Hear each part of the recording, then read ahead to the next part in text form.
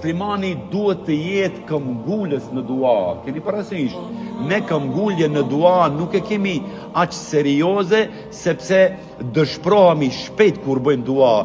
Bëjmë një herë, dy herë, tre herë, edhe kur e shohim se nuk e pranon Zoti duan, edhe shkojmë te një fallxhor, ke një mungjitor, stakfirullah, ose hajt shkojmë ta shohim djalin pse nuk i shkon mbar, vajza pse nuk fejohet, djali pse nuk fejohet, ky pse nuk bëhet, djali pse nuk gjen punë, vajza pse nuk gjen punë, kështu me radhë. Kjo tregon se jo që ne nuk besojmë Zotin, stakfirullah, por tregon që bindja jonë se Allahu mund t'i pranoj duat kaq shpejt që ne është pranohet me dyshim.